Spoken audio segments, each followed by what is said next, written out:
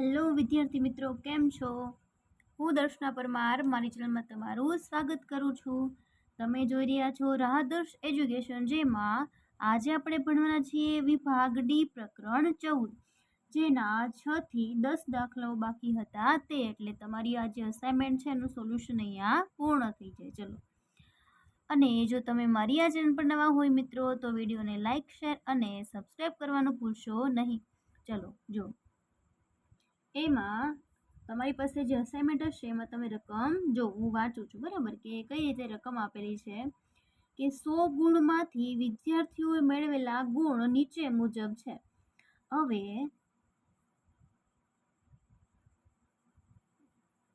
0 થી 34 ગુણ મેળવતા વિદ્યાર્થીઓ 7 છે. કેટલા? 7. અને પરિણામ F આવે છે. પછી 35 થી 50 છે એવા 10 વિદ્યાર્થીઓ છે, એનું પરિણામ ડી. પછી 51 થી 70 છે એવા 14 વિદ્યાર્થીઓ, જેનું પરિણામ સી મળે છે. 71 થી 90 છે કે જે 11 વિદ્યાર્થીઓ છે, જેને બી મળે છે. અને 91 થી 100 કે જેવા 8 વિદ્યાર્થીઓ છે કે જેનું પરિણામ એ ગ્રેડ મળે છે. બરાબર, ઓકે. ચલો, તો હવે આપણે સૌથી પહેલા તો કુલ પરિણામ મેળવવા પડે. શું મેળવવું પડે? કુલ પરિણામ. બરાબર, ચલો, તો આપણે બધા વિદ્યાર્થીઓનો સરવાળો કરીએ. 7 + 10 + 14 + 11 + 8 બરાબર 50 વિદ્યાર્થીઓ. કુલ કેટલા વિદ્યાર્થીઓ છે? 50 વિદ્યાર્થીઓ છે. બરાબર, ઓકે. ચલો, હવે એમાંથી તમને અલગ અલગ કાંઈક પ્રશ્ન પૂછેલા છે. તો જે પહેલો પ્રશ્ન છે એને આપણે કહી દઈએ ઘટના એ. ચલો, ઘટના એ માં શું કીધું છે કે એફ ગ્રેડ મેળવ્યો હોય તેની સંભાવના કેટલી? તો ચલો, આપણે પહેલા સૂત્ર લખીએ ને. ઘટના એ ના શક્ય પરિણામ એના છેદમાં કુલ પરિણામ.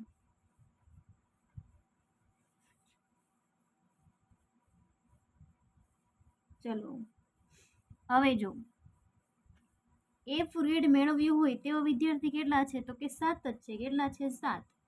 તો 7 ના છેદમાં 50 તમે કરો ભાગાકાર, તો જવાબ આવે 0.14. બરાબર, ઓકે. તમે આ લખો તોય ખોટું નથી, એ પણ ચાલે. બરાબર, બીજો પ્રશ્ન છે જેને તમે ઘટના બી કહો. એમાં એવું છે કે એ ગ્રેડ મેળવ્યો હોય તેવા વિદ્યાર્થીઓની સંભાવના. સૂત્ર લખીએ કે ઘટના બી ના શક્ય પરિણામ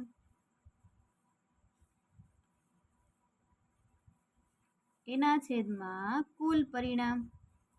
હવે તમે જોજો કે એ ગ્રેડ મેળવ્યો હોય એવા કેટલા છોકરાઓ છે, વિદ્યાર્થીઓ છે? તો કે 8.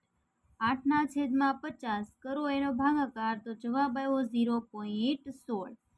ચલો, એની પછી ત્રીજી ઘટના આપણને કીધી છે એ જોઈ લઈએ. ચલો, ત્રીજો પ્રશ્ન જેને આપણે ઘટના સી કહીએ. શું કીધું છે કે સી અથવા ડી ગ્રેડ મેળવ્યો હોય તેની સંભાવના. હવે જો સી અને ડી ગ્રેડ માટે પહેલા જોવું પડશે.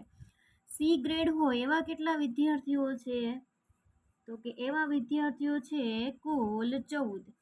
અને ડી ગ્રેડ મેળવવા એવા કેટલા છે? તો કે 10. કુલ કેટલા છે? 24. તો સૂત્ર લખીએ. ચલો, ઘટના સી ના શક્ય પરિણામ, કેમ કે આપણને શક્ય પરિણામ અહીંયા કેટલા મળ્યા છે? 24. કેમ કે સી અને ડી બંને માટે લેવાના છે, એટલે એના છેદમાં કુલ પરિણામ. ચલો, 24 ના છેદમાં 50. 12 દુ 24 અને 25 દુ 50 કરો ભાગાકાર, તો 0.48. ચોથી ઘટના જોઈએ, જેને આપણે ઘટના ડી કહીએ. શું કીધું છે કે બી ગ્રેડ મેળવ્યો હોય તેની સંભાવના. સૂત્ર લખીએ. ઘટના ડી ના શક્ય પરિણામ એના છેદમાં કુલ પરિણામ. ચલો, હવે બી ગ્રેડ મેળવવા વિદ્યાર્થી કેટલા હતા? 11. તો 11 ના છેદમાં કુલ પરિણામ 50. કરો એનો ભાગાકાર, તો જવાબ આવશે 0.22. ઓકે, ચલો હવે દાખલા નંબર 7 જોઈએ. છઠ્ઠો પ્રશ્ન અહીંયા પૂર્ણ થાય છે. ચલો, એમાં શું કીધું છે કે બે સમતોલ સિક્કાઓ છે, એને ઉછાળવામાં આવે છે. તો એ પહેલા જોઈએ કે બે સમતોલ સિક્કાઓને જ્યારે ઉછાળવામાં આવે છે ત્યારે મળતા શક્ય પરિણામ કેટલા છે એ જોઈએ. ચલો, એ પહેલા આપણે લખવા પડશે શક્ય પરિણામ. ચલો, પહેલા હેડ અને હેડ, પછી ટેલ અને ટેલ, હેડ ટેલ અને ટેલ હેડ. તો કુલ પરિણામ અહીંયા કેટલા થશે? 4. કેટલા થશે?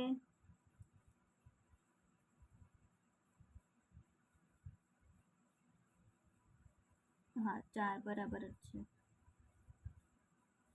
ઓકે, ચલો હવે પહેલો પ્રશ્ન પૂછ્યો છે જેને આપણે ઘટના એ કહી દઈએ. પહેલું કીધું છે, શું કીધું છે? એક ચાપ મળે તેની સંભાવના. તો લખીએ ઘટના એ બરાબર એક ચાપ મળે તેની સંભાવના.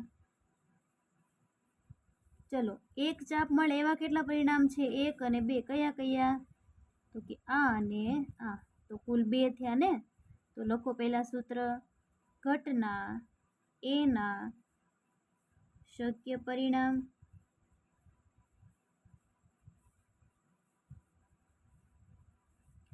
એના છેદમાં કુલ પરિણામ. ચલો, 2 ના છેદમાં 4. 2 દુ 4 એટલે 1 ના છેદમાં 2. બીજી ઘટના જોઈએ. ઘટના બી બરાબર 2 ચાપ મળે તેની સંભાવના. હવે 2 ચાપ મળે એવું એક જ પરિણામ મળે, હેડ અને હેડ. તો એના માટે સૂત્ર લખીએ. ચલો, કે ઘટના બી ના શક્ય પરિણામ છેદમાં કુલ પરિણામ. ચલો, 1 ના છેદમાં 4. ઓકે, એની પછી પ્રશ્ન નંબર 3 પૂછ્યો છે જેને આપણે ઘટના સી કહીએ. શું કીધું છે? ઓછામાં ઓછી એક ચાપ મળે. તો લઈએ. ચલો, ઓછામાં ઓછી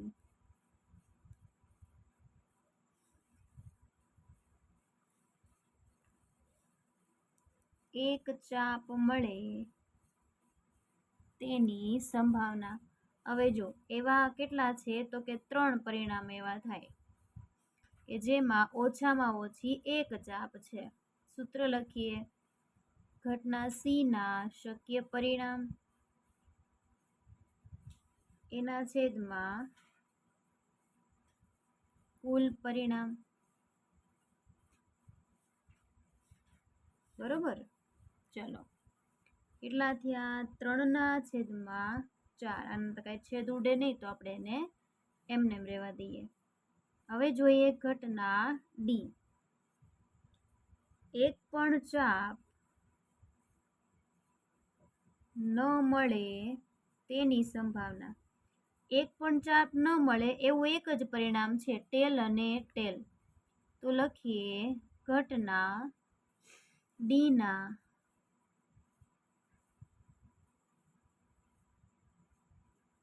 શક્ય પરિણામ એના છેદમાં કુલ પરિણામ. ચલો 1/4. એની પછી દાખલા નંબર 8. અહીંયા 7મો દાખલો પૂરો. બરોબર. ચલો રકમ જોઈએ. એક ખોખામાં 1 થી લઈને 90 અંક છે. તો એનો મતલબ એ થયો ને કે ભાઈ કુલ પરિણામ અહીંયા કેટલા છે, તો કે 90 છે. કેટલા છે? 90 છે. હવે જે ઘટનાઓ પૂછી છે એ પ્રમાણે આપણે જવાબ આપીએ. પહેલી ઘટના એ કહીએ. એક અંકની સંખ્યા હોય તેની સંભાવના. હવે 1 થી 90 માં એક અંક કેટલા હશે? 1, 2, 3, 4, 5, 6, 7, 8 અને 9. 10 તો પાછા 2 અંકના થઈ જાય તો કેટલી સંખ્યાઓ આવી? 9. તો ઘટના એના શક્ય પરિણામ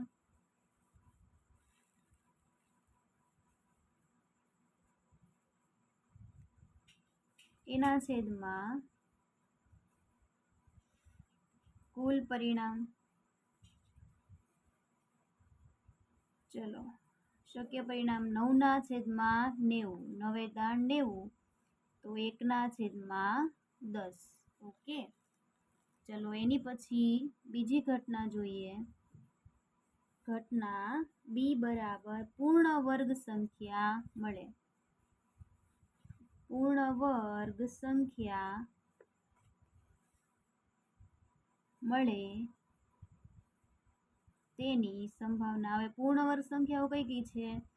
1, 2 દુ 4, 3 તેરી 9, ચોકે ચોકે 16, પચો પચો 25, છાએ છાએ 36, સત્યો સત્યો 49, અઠ્યો અઠ્યો 64 ને 90 81. 10 × 10 તો 100 થઈ જાય, તો 90 કરતાં વધી જાય. કેટલી થઈ? 3 ને 3 6 ને 3 9. તો ઘટના બીના શક્ય પરિણામ એના છેદમાં કુલ પરિણામ. બરોબર. ચલો 9/90. 9 થાય. 1/10. ચલો ત્રીજો પ્રશ્ન પૂછ્યો છે એને આપણે કહી દઈએ ઘટના સી બરાબર 3 અથવા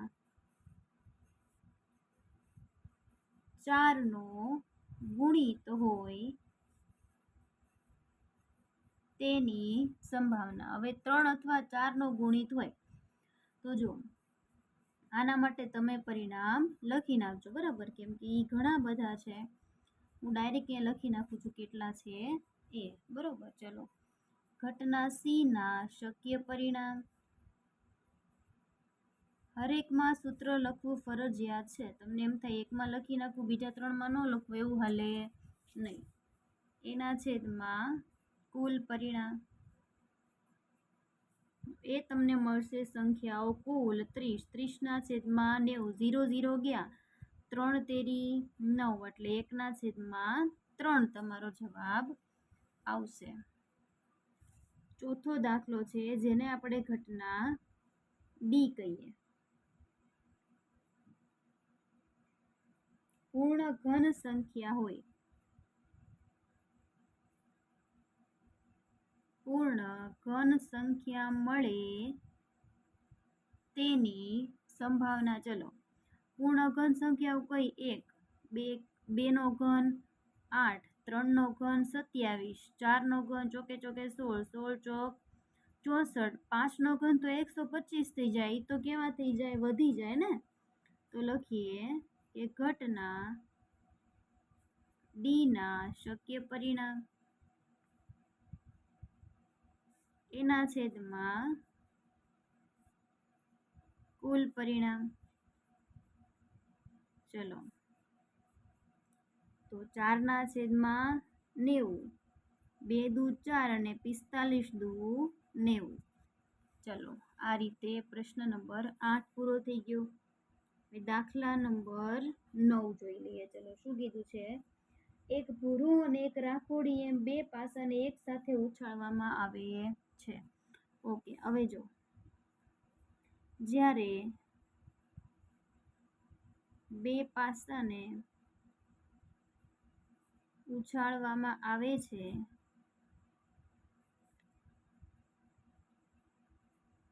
ત્યારે કુલ 36 પરિણામ મળે છે. કેટલા મળે છે? કુલ 36 પરિણામ. કયા કયા છે? 1, 2, પછી 3, 4 દર્શાવવા પડશે તો જ ખબર પડશે તમને કઈ રીતે જવાબ આવ્યો. બરોબર.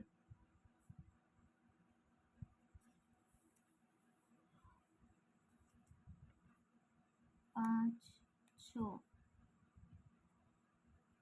2 સાથે 3, 4, 5 અને 6. 1, 2, 3, 4, 5 અને 6. અહીંયા 1, 2, 3, 4, 5 અને 6. બસ આ છેલ્લી લાઈન. બરોબર, કેમ કે 6 સુધી જ હોય.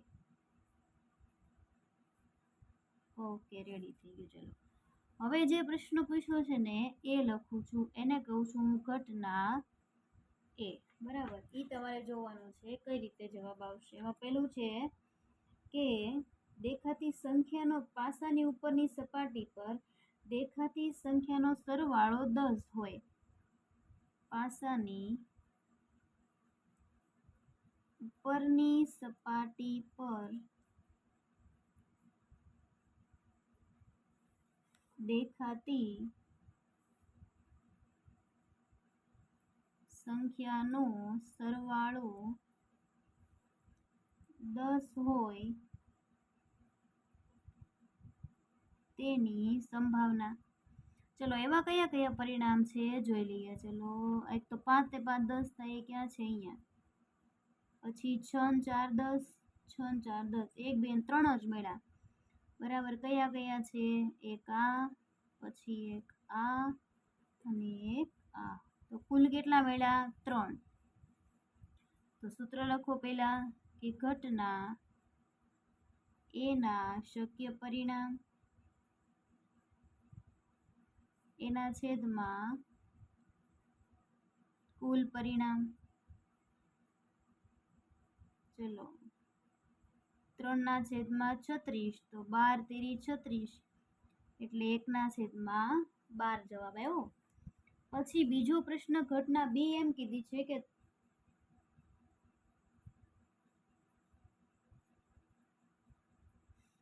એક મિનિટ હોય, પ્રશ્નમાં અહીંયા ભૂલ થઈ ગઈ છે. અહીંયા ત્રીજો પ્રશ્ન છે ને માત્ર એમ જ છે કે 3 વડે વિભાજ્ય સંખ્યા. 3 અને 4 નો ગુણી છે ને પ્રશ્ન આમાં છે, આમાં લખાઈ ગયું. બરાબર, 3 વડે વિભાજ્ય સંખ્યા 30 આવશે. હવે અહીંયા જે બીજી સંખ્યા છે ને એમાં એવું છે કે 3 અને 4 નો ગુણી. 9મા પ્રશ્નનો બીજો લખાઈ ગયો. તો રેડી, એ આપણે સુધાર નાખ્યું. બરોબર. ચલો હવે પ્રશ્ન નંબર 2.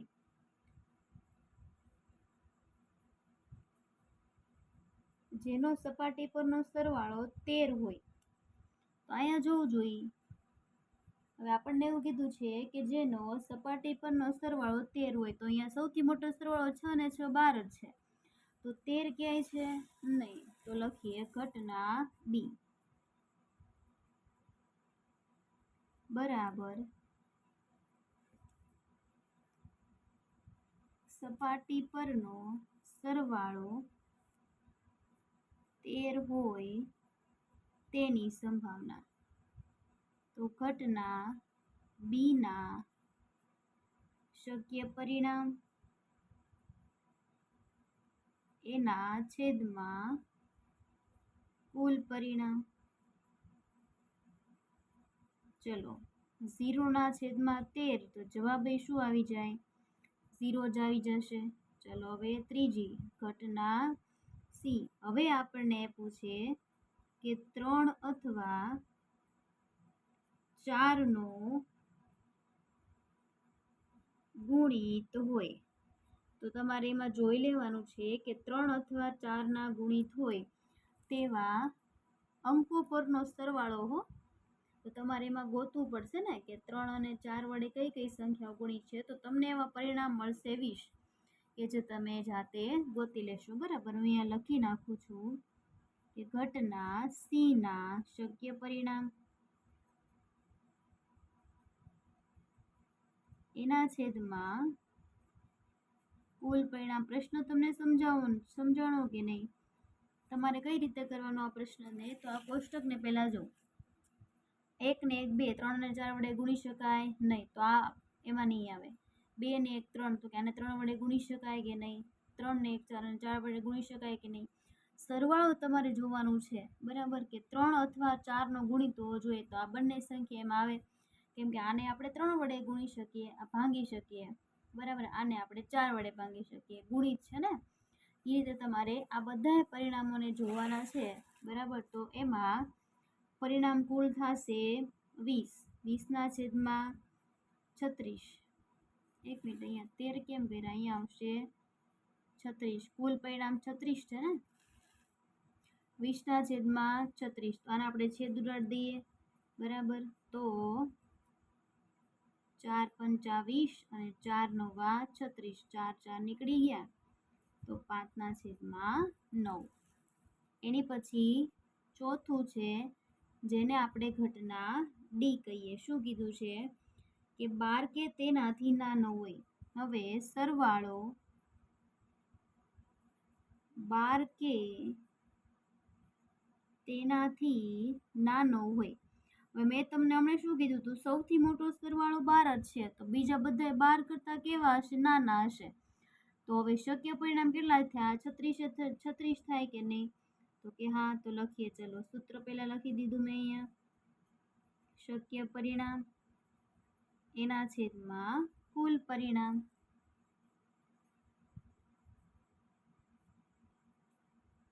ચલો, 36 ના છેદમાં 36. 36 એકા 36, તો જવાબ આવે 1. ચલો, હવે તમારો છેલ્લો દાખલો, દાખલા નંબર 10. બરાબર, એક પેટીમાં 5 સફેદ દડા. ઓકે, લખતા જઈએ કે 5 સફેદ દડાઓ છે પ્લસ 7 લાલ દડાઓ છે અને 4 કાળા પ્લસ 2 ભૂરા દડાઓ છે. તો જોઈએ, ચલો, 7 ને 5 12, 13 14 15 16 17 અને 18. કુલ કેટલા દડાઓ છે? 18 દડાઓ છે. તો એનો મતલબ એ થયો કુલ પરિણામ તમે કેટલા લખશો? 18 લખશો. બરાબર, ચલો, હવે એના માટે જે પ્રશ્ન પૂછ્યા છે એ આપણે અહીંયા મેળવી લઈએ. ઓકે, પહેલો પ્રશ્ન છે એને આપણે કહીએ ઘટના એ. જો પેટીમાંથી એક દડો યાદચ્છિક રીતે પસંદ કરવામાં આવે તો તે દડો સફેદ અથવા ભૂરા રંગનો હોય તેની સંભાવના. હવે સફેદ દડાઓ કેટલા છે? 5. ભૂરા દડાઓ કેટલા છે? તો કે 2. તો 5 ને 2 7. તો શક્ય પરિણામ હવે અહીંયા કેટલા આવશે? 7 આવશે. તો ઘટના એના શક્ય પરિણામ એના છેદમાં કુલ પરિણામ. ચલો, 7 ના છેદમાં 18. છેદ ન ઉડે તો આને આપણે એમને એમ રાખી શકાય. બરાબર, ચલો, એની પછી બીજો પ્રશ્ન લઈ લઈએ. બરાબર, શું એમાં પ્રશ્ન પૂછ્યો છે? બીજો, એને આપણે કહીએ ઘટના બી. લાલ અથવા કાળા રંગનો દડો હોય, અથવા કાળા અથવા લાલ અથવા કાળા બે એક જ થાય ને, કાળા રંગનો દડો હોય તેની સંભાવના. હવે કાળા દડાઓ કુલ કેટલા છે? તો કે 4 છે, અને લાલ દડાઓ કુલ 7. 7 ને 4 11. બરાબર, તો લખીએ. ચાલો, શક્ય પરિણામ આપણને મળી જાય એટલે સહેલું થઈ ગયું. બી ના શક્ય પરિણામ, કેમ કે જો કુલ પરિણામ તો આપણે પહેલા જ લખી લઈએ છીએ, બરાબર, છેદમાં કુલ પરિણામ. ચલો, 11 ના છેદમાં 18. ત્રીજો પ્રશ્ન લઈએ કે જેને આપણે ઘટના સી કહીએ. સફેદ રંગનો ન હોય તેવા દડાની સંભાવના. હવે એને શું કીધું? સફેદ રંગના દડા હોવા જોઈએ નહીં. તો કુલ કેટલા દડાઓ છે? 18. એમાંથી સફેદ રંગના કેટલા દડાઓ છે? 5. તો 18 માંથી 5 ને તમે બાદ કરી દો એટલે કેટલા વધે? 13. બરાબર. ચલો, સૂત્ર લખીએ કે ઘટના સી ના શક્ય પરિણામ એના છેદમાં કુલ પરિણામ. ચલો, 13 ના છેદમાં 18. ઓકે. પછી ચોથો પ્રશ્ન, ઓકે, જેને આપણે કહીએ ઘટના ડી. શું પૂછ્યું છે? સફેદ અથવા કાળા રંગનો ન હોય તેવો દડો. જો સફેદ અથવા કાળા રંગનો હોવો જોઈએ નહીં, બરાબર, તો કુલ પરિણામ કેટલા છે? 18. એમાંથી પહેલા સફેદ અને કાળા રંગનો સરવાળો કરો. તો ચલો, સફેદ રંગના દડાઓ છે 5 અને કાળા છે 4. 5 ને 4 9. આમાંથી 9 બાદ કરી નાખો એટલે કેટલા વધશે? 9 જ વધે. તો ઘટના ડી ના શક્ય પરિણામ એના છેદમાં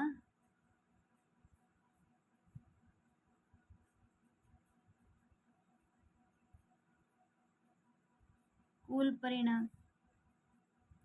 9 ના છેદમાં 18. 9 દુ 18. 1 ના છેદમાં 2. ઓકે મિત્રો, તો તમારા આ જે પ્રશ્નો હતા એ અહીં પૂર્ણ થાય છે. મિત્રો, તમને આમાં જો કાંઈ પણ ન સમજાણું હોય તો મને કમેન્ટ કરી શકો છો. Thank you.